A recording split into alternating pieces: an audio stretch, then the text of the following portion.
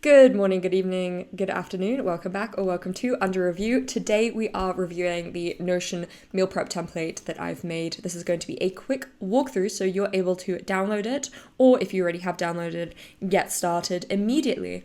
The beauty of this is there's very minimal setup time. You can keep the recipes that I've already popped in, you can change them out, and everything lives on this one main page. So even though we have the two databases that this whole dashboard is basically built up with, you don't actually need to enter them because buttons and inbuilt buttons are going to perform all of the actions that you need. So let's walk through together. Up at the top, you have everything that you might want for the daily actions that you're taking. So I see the recipes that are planned in for me today. That might be one, it might be multiple if I have breakfast, lunch, and dinner, for example, and we'll see that populate later. I have my full grocery list. So this is for everything that I have planned this week. I've already ticked off also what I already have, so I'm able to very quickly grab this, see what else I need to buy. These are the databases that I spoke about, and these are the buttons. So let's use these to actually get started. Let's say I have a new recipe. I do actually. I made a chicken Alfredo yesterday with fettuccine pasta. Oops, excuse my spelling. So I have a couple of templates in here that's just to kind of indicate, okay, what type of dish is it? Is it a snack? Is it a rice-based dish? So on and so forth. But I also want to indicate the recipe type to be a pasta here. So that's going to put it in the right group so that when I'm planning my meals for the week, I can either say, oh, I actually want a bunch of rice-based dishes because that's what I feel like, or I feel like pasta. The rest you don't need to do anything with just yet. What you do want to do is view your details because here is going to be the ingredients list. So this is your recipe element and this is your inventory database that it's linking to with a relation field. So I want to open this new page and I obviously need, I'm actually going to go back real fast. Oh wait, how can we go back? My bad. Here we go. Okay, we're back with chicken Alfredo. We're going to add new, and actually I want to link existing first. So this is the easiest way of doing it. If you link existing, you can see if you have anything.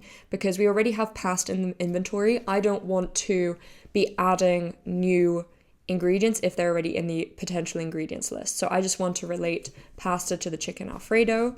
I also want to check, do we need chicken? Yes, we need chicken. So by clicking on it, I just select that. And I'm not indicating that I already have it. I'm just indicating that it relates to the recipe. So these I'll actually unlink and delete later, but we need pasta, we need chicken, we need parsley, we need garlic, we need butter, we need parmesan, we need eggs. Oops, see, I accidentally added eggs twice. So what I'll do after this, actually, I'll correct the database and delete one of these eggs. I also need flour.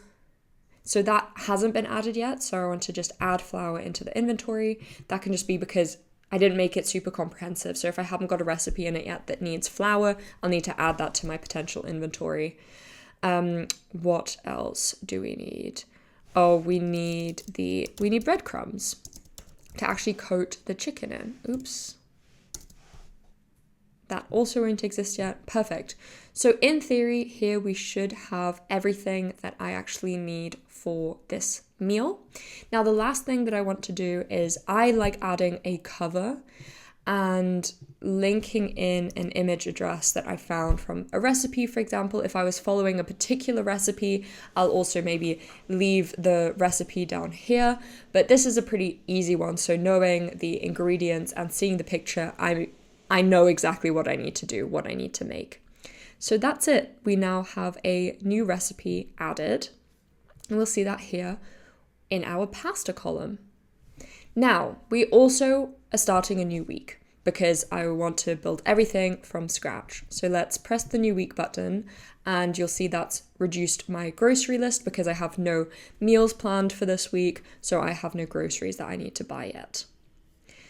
And that is where the first layout begins. We actually want to choose this week's recipes. I want smoothie for breakfast, yogurt bowl. By clicking the buttons, it adds it to this week. I also want ginger and lemon tea as a bit of a drink option. I'd like salmon and spaghetti, halloumi vegetables, Tuscan orzo, broccoli, sweet potato, chicken. Vegemite on toast is a good snack. I think that's it. I think I want to keep it like that. So as you can see, it's already populated my super long grocery list for everything that I need for this meal. Then this next stage is going to walk us through one by one. We're going to see all of our recipes and we want to allocate a day. So this is going to be the day that we eat it on. So let's say Monday is Vegemite on toast, a ginger tea, broccoli, sweet potato. Now with these breakfasts, in theory, I could be doing them every day. So I could have a yogurt bowl every day of the week, but I might just want to do it the first day that I'm actually going to start having it. So I want Tuscan orzo on Thursday, salmon spaghetti on Friday, and halloumi vegetables on Wednesday. Say, for example, this. Now I can see, actually, I haven't got dinner plans for all, but maybe I say I make enough here for Monday and Tuesday. You can basically start figuring it out for yourself. Now I want to update my inventory. I don't have chickpeas. I don't have lemon. I do have tomato paste, I have cooking cream, I have avocados, I have cream cheese, fruit nuts. So this is basically everything I currently have in house. Okay, got all of that. And this is my actual grocery list. So here the honey and fruit is relevant. Actually, I do have Dijon mustard. So I can just check, okay, is there anything on my grocery list now that I should probably get? So I need to get quite a lot. That's totally fine. So as soon as that's done, you're ready to rumble. Today is actually Thursday as I'm filming this, and I'd planned in Tuscan orzo, so that's why it shows up here today. And I have my grocery list ready to consult. This all happens automatically. If I were to change, for example, the day that I eat it on, so here to, let's say Thursday, I do the yogurt bowl and halloumi vegetables, then those are going to show up. So I know exactly what I'm eating today, and I can go into those recipes, into the side, and I also know the items that I need for them, and I can make it from there. That was it.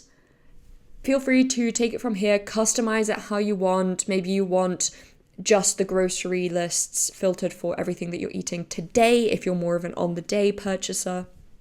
Really customize it to meet your needs, but hopefully this gives you a very strong foundation to help facilitate the meal prepping.